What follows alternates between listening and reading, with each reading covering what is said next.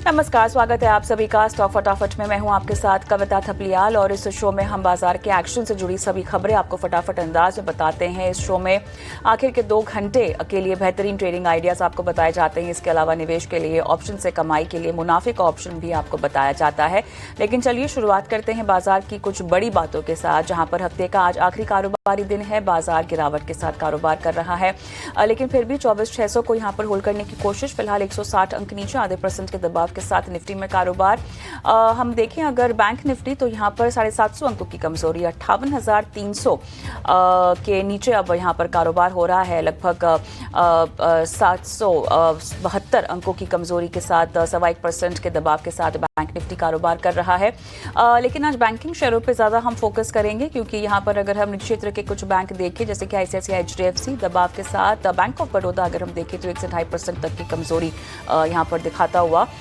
Energy और oil and gas sector की अगर हम बात करें तो यहाँ पर दम दिखाई दे रहा है। एक तेजी का रुझान हरे निशान में हम फिलहाल देख रहे हैं आ रही है। लगातार दूसरा ट्रेडिंग सेशन जहाँ पर हमने एक गिरावट का दौर देखा, उसके बाद 2% की तेजी आज और 1418 के लेवल्स फिलहाल रिलायंस में। लेकिन इसके अलावा जेएसडब्ल्यू एनर्जी में भी हम देख रहे हैं 2 से 3% की जोरदार तेजी के साथ कारोबार हो रहा है।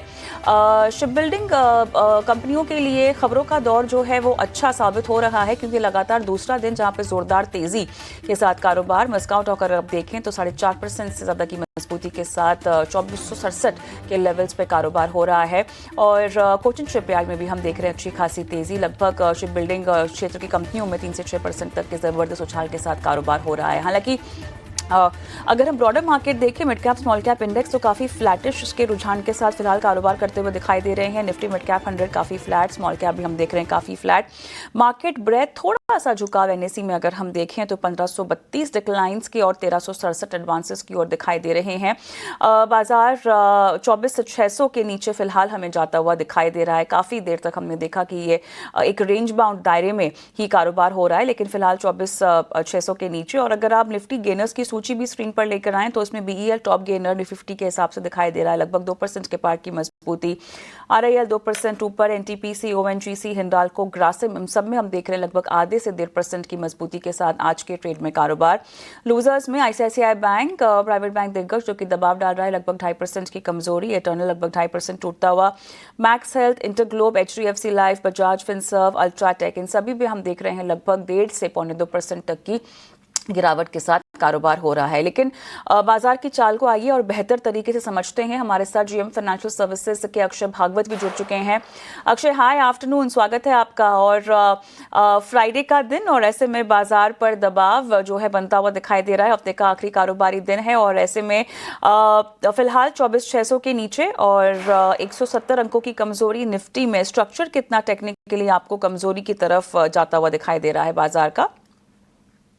जी, गुड आफ्टरनून कविता जी, दर्शकों को नमस्कार। तो फ्राइडे है और पिछले शनिवार को ही वॉर ब्रेकआउट हुआ था और इसके चलते जो मेमोरीज है शॉर्ट टर्म वो नेगेटिव ही होंगी। तो आज क्लियरली वो प्रेशर दिख पा रहा है बाजार में, पर कहीं ना कहीं एक पॉजिटिव अगर आप रीडिंग करें तो बाजार, हालांकि थोड़ा प्रेशर है, पर 24,550 का सपोर्ट निफ्टी स्पॉट होल्ड कर रहा है।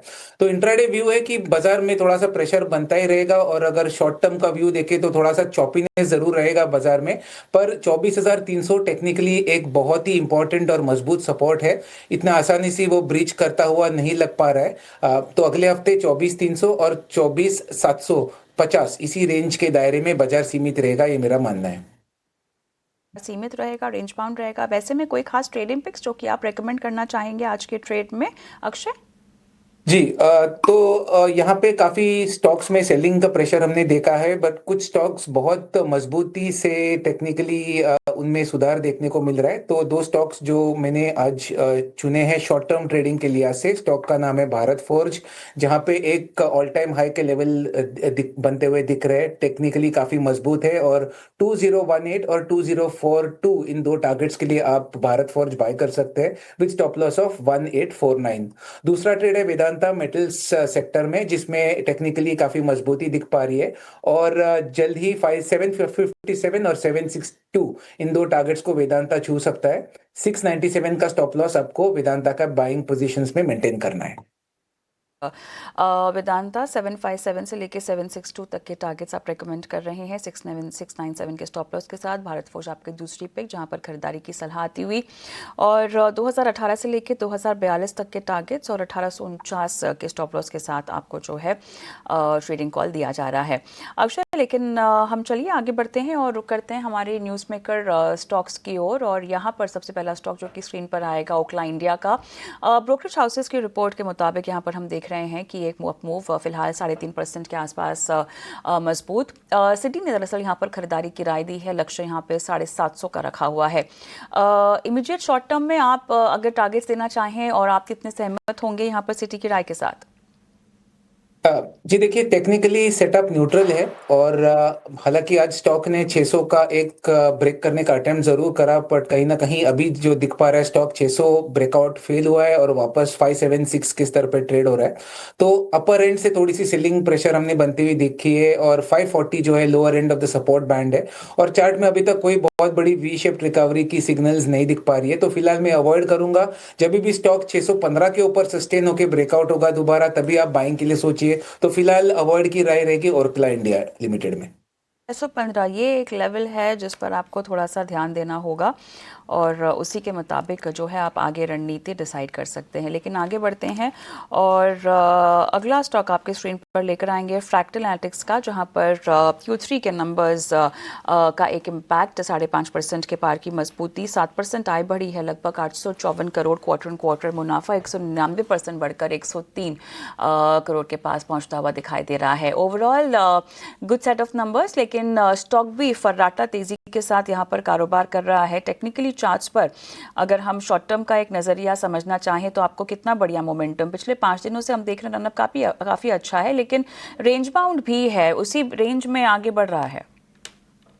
तो थोड़ा लिमिटेड डेटा है और ज़्यादा कुछ इसमें तेज़ी बहुत बड़ी दिख नहीं पा रही है। हल्का सा रिकवरी ज़रूर हमने पिछले 4 दिन में देखा है, तो एक लेवल बेस्ड अप्रोच रखना है जहाँ पे 825 आपका रेजिस्टेंस जोन है और 770 सपोर्ट जोन है। तो कोई नई ट्रेड्स बिठाने की तो मेरी राय नहीं रहेगी। जिनके पास है उनको 765 का स्टॉप लॉस मेंटेन करके चलना है और 825 830 के आसपास दोबारा ये स्टॉक छूता है अगर, तो वहाँ पे एक बार आप मुनाफा बुक कर ले शॉर्ट टर्म ट्रेडिंग के लिहाज से।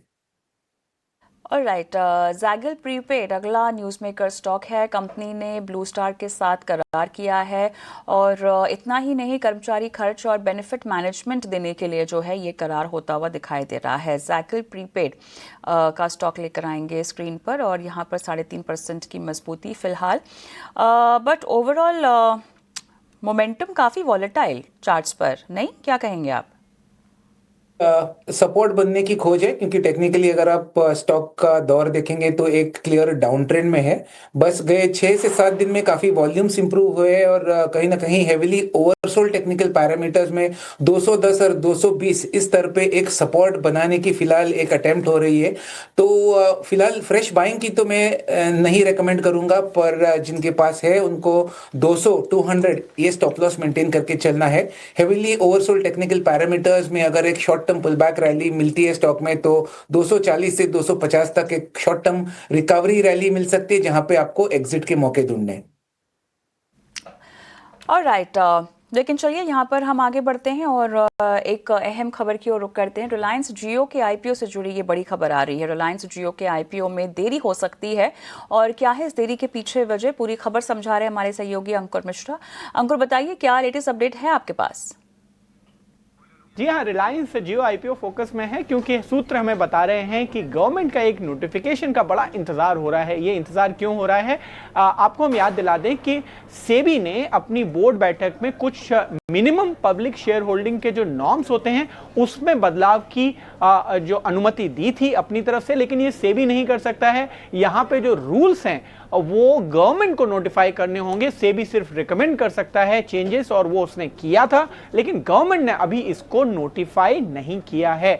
जो रूल क्या है, रूल कहता है कि अभी तक आपको 5% जो अपना इक्विटी स्टेक है वो डाइल्यूट करना पड़ेगा, लेकिन जो नए प्रपोजल थे उसमें बोला गया था कि अगर बड़ा आईपीओ है, अगर बड़ी कंपनी है तो आप 2.5% तक भी डाइल्यूट कर सकते हैं, जो कि मंशा लगती है सूत्रों के मुताबिक रिलायंस जियो की। और वहां पर और अभी जो इंतजार हो रहा है वो गवर्नमेंट नोटिफिकेशन। अब सेबी ने तो अपना काम कर दिया है, उन्होंने गवर्नमेंट को अपना रिकमेंडेशन दे दिया है। जो डिपार्टमेंट ऑफ इकोनॉमिक अफेयर्स है वो इसको कीनली अभी स्टडी कर रहा है, और हमें जो सूत्र बता रहे हैं कि अभी इस पे कोई भी फैसला नहीं हुआ है। हालांकि ये जो रिकमेंडेशन थी पिछले साल हो गई, लेकिन जब तक ये फाइनल नोटिफिकेशन नहीं आता है रिलायंस जियो शायद इंतजार करेगा, क्योंकि वो बड़ा स्टेक डायल्यूशन नहीं करना चाहता है सूत्रों के मुताबिक। तो देखने वाली बात ही होगी कि गवर्नमेंट इसको मानती है या रिजेक्ट करती है। इंपॉर्टेंट अपडेट, शुक्रिया अंकुर तमाम जानकारी देने के लिए। अब इस पर नज़र बनी रहेगी, लेकिन हम आगे बढ़ते हैं और न्यूज़ मेकर स्टॉक्स की ओर वापस से फोकस करते हैं और मॉइल लेकर आएंगे आपकी स्क्रीन पर। क्लियरली यहाँ पर जिस तरह का एक ट्रेंड दिखाई दे रहा है, फिलहाल 1.5% की मजबूती, लेकिन कीमतें यहाँ पर बढ़ी है। मैंगनीज ओर की लगभग 2% के आसपास की बढ़ोतरी बताई जा रही है। AMD की कीमत जो है वो 10,000 रुपये प्रति टन कम हुई है, लेकिन स्टॉक फिलहाल दबाव के साथ पिछले पूरे एक महीने में भी हमें काफ़ी रेंज बाउंड ही देखने को मिला है। ओवरऑल अगर हम देखें तो ये अहम लेवल 280 के आसपास या 285 के आसपास, लेकिन उसके ऊपर जब तक बना हुआ है ठीक रहेगा। कैसे देख रहे हैं आप मॉइल को?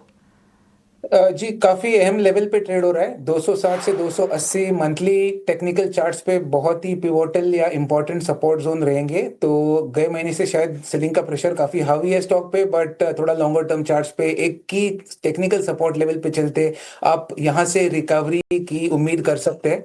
तो फिलहाल एक रिकवरी रैली की अगर उम्मीद करें तो वापस स्टॉक दोबारा 325 340 ये शॉर्ट टर्म ट्रेडिंग पैरामीटर्स पे रिकवर हो सकता है और पोजिशनली वापस 370 तक भी जा सकता है। तो कोई भी बाय पोजीशन आप बनाएंगे या आपकी बाइंग है ऑलरेडी, तो आपको स्ट्रिक्ट स्टॉप लॉस 260 के नीचे मेंटेन करके मॉइल में बने रहना है। के नीचे का स्ट्रिक्ट स्टॉप लॉस मेंटेन कर आपको बने रहने की सलाह मॉइल में फिलहाल दी जा रही है। आगे बढ़ते हैं और अगला स्टॉक इन फोकस है टाइम टेक्नोप्लास्ट। पॉलीमर कीमतों में दरअसल बढ़ोतरी हुई है लगभग 20%। इसके बावजूद ऑपरेशन सामान्य है कंपनी का। मीना सहित सभी ग्लोबल यूनिट सामान्य रूप से चल रहे हैं, लेकिन दबाव यहाँ पे स्टॉक पर देखिए 0.5% की कमजोरी। पिछले एक पूरे महीने में हम देख रहे हैं तो 6.5% के आसपास टूट चुका है। एक लो पिछले एक महीने में 170 के लेवल का पहुंचा है स्टॉक, लेकिन कोई व्यू आपका इस पर? तो वापस अगर आप थोड़ा सा positional view 2 to 3 month plus view लेके होल्ड करें इसको, क्योंकि टेक्निकली अभी भी स्टॉक मजबूत है। एक इंपॉर्टेंट सपोर्ट जोन के आसपास आ रहा है और ये सपोर्ट है करीबन 160 से 170 के बीच में।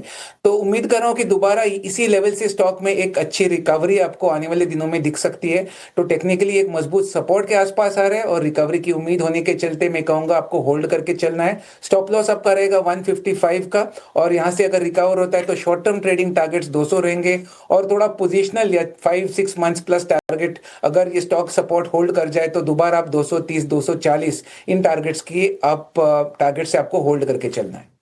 155 का स्टॉप लॉस आपको जो है वो लगाना चाहिए और 200 एक शॉर्ट टर्म का टारगेट है। पोजीशनल कॉल अगर आप लेना चाहते हैं तो लगभग 230 से लेकर 240 तक की पोजीशनल कॉल के टारगेट्स यहाँ पर दिए जा रहे हैं। सामी होटल्स हमारा अगला न्यूज़ मेकर स्टॉक होगा और रेयर इंडिया में 70% हिस्सेदारी यहाँ पर खरीदने की खबर। डील वैल्यू की अगर हम बात करें तो लगभग 47.5 करोड़ के आसपास का एक फिगर है। स्टॉक आज के ट्रेड में 2.5% टूटता हुआ। In last trading session 7.5%। पिछले एक महीने में भी बहुत ज़्यादा डाउनसाइड हम स्टॉक ने देखा है।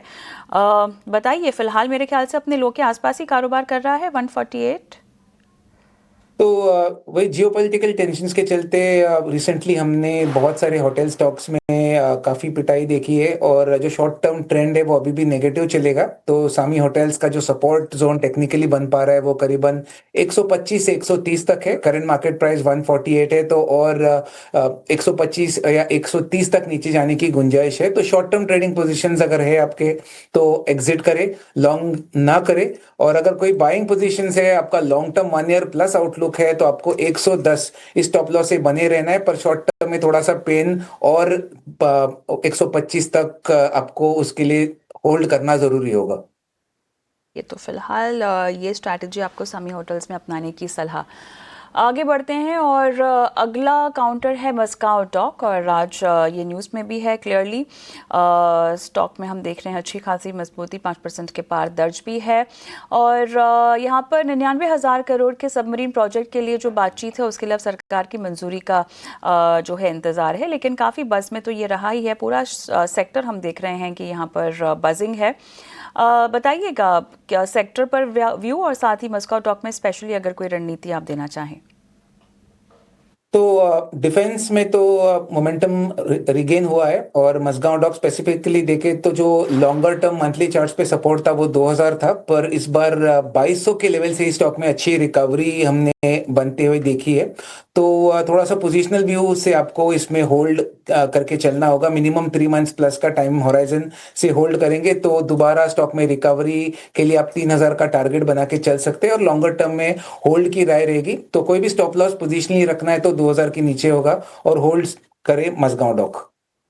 राइट, होल्ड करने की सलाह मस्काओ डॉक। डेफिनेटली ये बजिंग टाइम तमाम सेक्टर स्पेसिफिक खबरों के लिए। लेकिन MRPL अगला हमारा न्यूज़ मेकर स्टॉक ओके और यहाँ पर कंपनी ने ईरान युद्ध के कारण एक्सपोर्ट रोकने की खबरों को खारिज किया है। पिछले दिनों इस पर काफ़ी चर्चा हो रही थी और साथ ही कंपनी की तरफ से जो सफाई आई है उसमें कोई फोर्स मेजर घोषित नहीं किया गया है। कंपनी बोल भी रही है और उसके बावजूद हम देख रहे हैं लगभग 7.5% आज स्टॉक ऊपर भी है।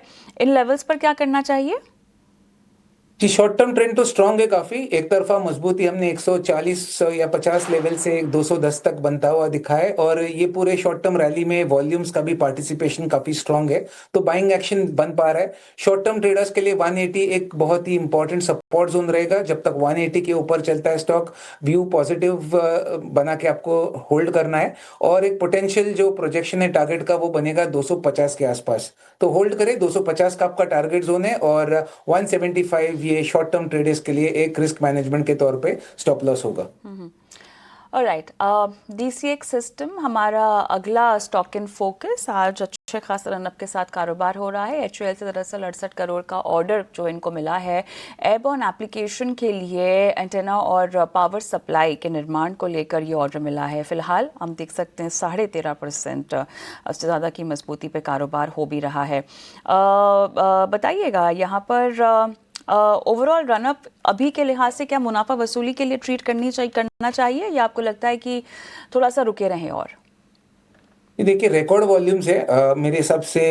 बहुत ही बड़े वॉल्यूम्स का कैंडल हम देख पा रहे हैं काफी सालों के बाद और ये आज इंट्राडे में बनता हुआ दिखा है। तो थोड़ा सा पोजिशनल आउटलुक से आप होल्ड करें तो मेरे हिसाब से अच्छे खासे रिटर्न्स आने वाले दिनों में दिख सकते हैं। तो टेक्निकली इंपॉर्टेंट लेवल्स जो आपको देखना है, अगर आप शॉर्ट टर्म ट्रेडर हो और मोमेंटम प्ले कर रहे हो तो कहीं ना कहीं 213 ये एक रेजिस्टेंस है जहां पे हल्की सी मुनाफा वसूली आपको स्टॉक में बनती हुई दिख सकती है और इमीडिएट सपोर्ट जोन है 160 का। पर पोजिशनली 3 मंथ्स प्लस के होल्डिंग से मैं उम्मीद कर रहा हूं कि ये 213 का लेवल ब्रेकआउट होता हुआ दिखेगा और 270 से 280 के टारगेट ऊपर में खुल सकते हैं। तो बड़े पोजिशनल टारगेट्स के लिए वेट कीजिए। 150 का स्टॉप लॉस बना के चले और 270 280 टारगेट्स बनता हुआ दिख रहा है DC सिस्टम्स में 6 महीने के होल्डिंग से। आगे बढ़ते हैं और अगला स्टॉक यहाँ पे गार्डन रीच है। कल्याणी स्ट्रैटेजिक सिस्टम के साथ MOU हुआ है। स्वदेशी अनमैन्ड मरीन प्लेटफॉर्म्स और नेवल सिस्टम विकसित होंगे। 4.5% से ज़्यादा की मजबूती, 2526 के लेवल्स फिलहाल यहाँ पर कारोबार में। यहाँ भी मोमेंटम बुलिश, क्या कहेंगे? शिप बिल्डिंग कंपनीज में मोमेंटम वापस रिगेन हुआ है और टेक्निकली लॉन्गर टर्म चार्ट्स भी काफी मजबूत है गार्डन रीच शिपयार्ड के। बस गए 6-8 महीने में स्टॉक काफी डॉर्मेंट था या साइडवेज चल रहा था और करेक्टली सपोर्ट जोन से ही अच्छे मोमेंटम से रिगेन करा है। तो 2300 ये आपका सपोर्ट जोन है। जब तक 2300 के ऊपर है स्टॉक में मोमेंटम या पॉजिटिव इंडिकेशंस के सिग्नल रहेंगे और 3200 ये आपका पोजिशनल टारगेट रहेगा 3 to 6 मंथ्स के लिए। इस टारगेट्स के लिए आपको होल्ड करना है विद स्टॉप लॉस बिलो 2200। 2200 के नीचे का स्टॉप लॉस, 3200 का टारगेट पोजिशनली यहाँ पे रेकमेंड किया जा रहा है गार्डन रीच में। ऑलराइट, स्टॉक फटाफट में फिलहाल आगे बढ़ते हैं और हमारे खास सेगमेंट मुनाफे के ऑप्शन की ओर रुख करते हैं।